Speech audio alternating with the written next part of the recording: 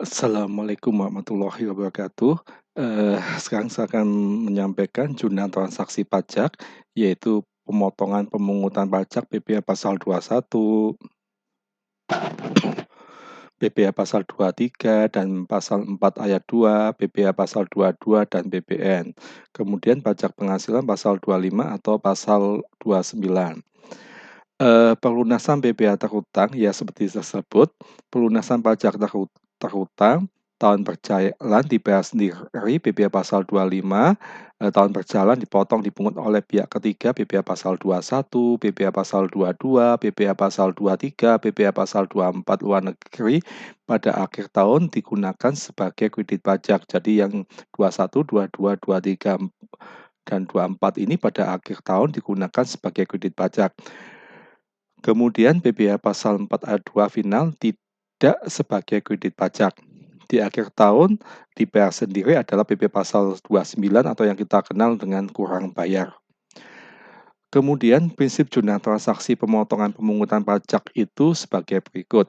Untuk PPh 0 final bagi pemotong atau pemungut dibukukan sebagai hutang pajak, yaitu sebagai kredit. Kenapa sebagai hutang pajak? Seperti kita tahu, pihak pemotong pemungut itu adalah wakil negara untuk melakukan pemotongan atau pemungutan pajak. Ya, dan maka itu bukan, uangnya yang uang tersebut wajib disetorkan ke kas negara, maka itu akan sebagai kewajiban. Kewajiban atau hutang itu di posisi kredit, ya. Kemudian pihak yang dipotong atau yang dipungut ini PPh yang non final dibukukan sebagai pajak dibayar di muka. Dia sudah membayar pajak di awal sebelum melakukan penghitungan, PPh terhutang, maka dia dibukukan sebagai pajak dibayar di muka, posisinya di sisi debit, ya. Kemudian PPh final, bagi pihak pemotong atau pemungut sama ya, itu adalah posisi sebagai hutang pajak di sisi kredit.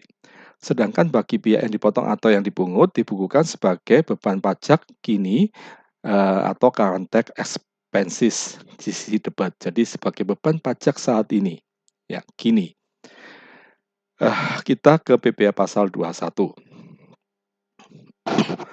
PPh pasal 21. Penghasilan yang diterima WPOP dalam negeri sehubungan dengan pekerjaan, jasa, dan kegiatan wajib dipotong PPh oleh pemberi penghasilan. PMK 252, PMK 03 2008, dan Per 16 BC 2016 tentang petunjuk pemotongan PPh pasal 21 atas penghasilan yang diterima atau diperoleh pegawai tetap, pegawai tidak tetap, bukan pegawai, dan WPOP dalam negeri lainnya. Contoh 1. PT Jawa Dwipa melakukan pembayaran gaji pegawai tetap bulan Januari 2021 sebesar Rp 500 juta pada tanggal 27 Januari 2021. Dari jumlah tersebut, perusahaan memotong PPh pasal 21 sebesar 30 juta dan iuran pensiun 20 juta serta menanggung iuran pensiun karyawan sebesar 10 juta. PT Jawa Dwipa kemudian melakukan setoran PPh pasal 21 masa Januari 2001 pada tanggal 10 Februari 2021. Maka atas informasi tersebut dicatat atau di jurnalnya sebagai berikut. Pada tanggal 27 Januari 2021 mencatat beban gaji di sisi debit 500 juta, kemudian beban iuran pensiun di sisi debit juga 10 juta. Kemudian kreditnya hutang PPh pasal 21 30 juta, hutang iuran pensiun 20 juta, kemudian kas yang dikeluarkan 460 juta. Di sini maksudnya hutang PPh pasal 21 bahwa PPh pasal 21 karyawan sudah dipotong tapi belum disetorkan, maka itu adalah hutang. Demikian juga sama untuk hutang iuran pensiun. Kemudian pada saat dibayarkan yaitu tanggal 10 Februari 2021, maka mendebet utang PPh pasal 21 30 juta dan mendebet utang iuran pensiun 20 juta, kreditnya adalah kas 50 juta. Ya, cukup jelas? Baik, saya lanjut. Kemudian PPh pasal 21 masa Desember. Pada bulan Desember 2021, data gaji yang dibayarkan PT Jawa Dwipa totalnya 550 juta. Iuran pensiun yang dipotong 15 juta, iuran pensiun yang ditanggung wajib pajak 15 juta. Penghitungan ulang PPh terhutang pegawai tetap 2021 setahun BPA 21 yang terutang 360 juta, BPA pasal 21 yang telah dipotong sampai dengan November 2021 325 juta, kekurangan pemotongan dipotong dari gaji Desember 2021. Bagaimana jurnal untuk mengakui kurang bayar BPA 21 tahun 2021? Yaitu, jurnalnya sebagai berikut, beban gaji, 550 juta didebet, beban iuran pensiun 15 juta didebet juga, kreditnya utang BPA pasal 21 35 juta, yaitu menghitungnya, eee, BPA 21 terhutang 360 juta, dikurangi yang sudah dipotong sampai November 2021 adalah 325 juta, maka hasilnya 35 juta. Kemudian kreditnya utang iuran pensiun 30 juta, dan kemudian kas adalah selisihnya, yaitu 550 ditambah 15 juta, dikurangi 35 juta, dikurangi 30 juta sama dengan 500 juta. Kemudian apabila dengan contoh yang sama BPH pasal 21 ditanggung pemberi kerja, ya. Tadi, waktu BPH 21 dipotongkan jurnalnya tersebut, maka bagaimana jika ditanggung pemberi kerja? Yaitu sama, beban gaji 500 juta, beban iuran pensiun 10 juta, ini menampilkan atau menambahkan beban BPH pasal 21 30 juta. Ya, kreditnya utang BPA pasal 21 30 juta, utang iuran pensiunnya 20 juta, kasnya 490 juta. Jadi di sini, dipotong oleh ditanggung pemberi kerja BPA 21-nya. Kemudian sama waktu di pembayarannya, yaitu tanggal 10 Februari 2021, debetnya utang BPA pasal 21 30 juta, kemudian utang iuran pensiun 20 juta, kreditnya kas 50 juta. Baik, kemudian contoh BPA 21 yang lain sebagai berikut. Bapak Fadlan, WPOP yang melakukan pekerjaan bebas sebagai konsultan pajak dan memilih menyelenggarakan pembukuan pada tanggal 15 Juni 2021 menerima honor konsultan yang diberikan kepada PT Alse sebesar 50 juta. PT Alse memotong BPA pasal 21 sesuai dengan ketentuan. Bagaimana jurnal PT Alse dan Bapak Fadlan?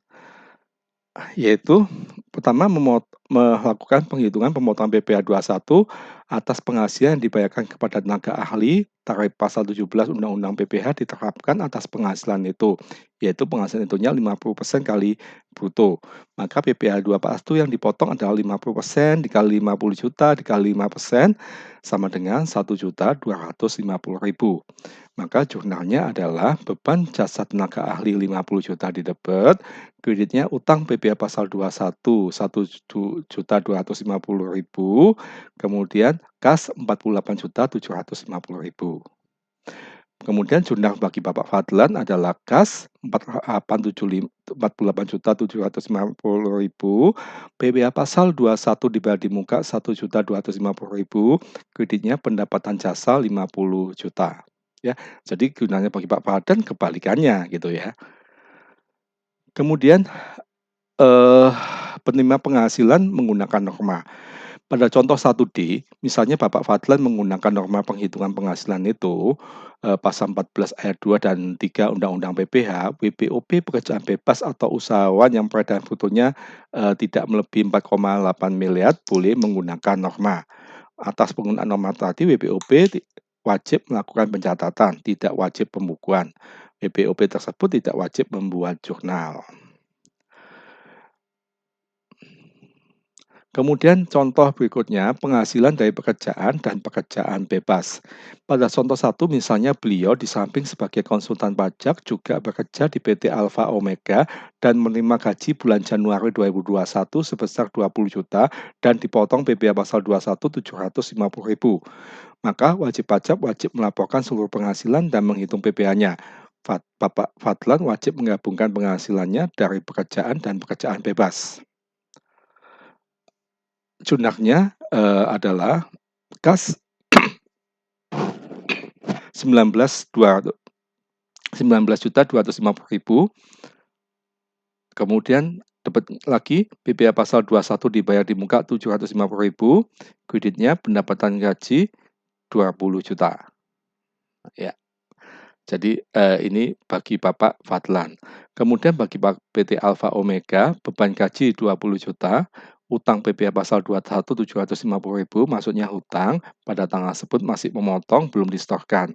Kemudian kreditnya kas 19.250.000.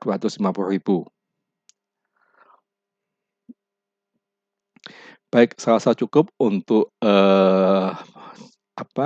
akuntansi PPh pasal 21. Terima kasih. Wassalamualaikum warahmatullahi wabarakatuh.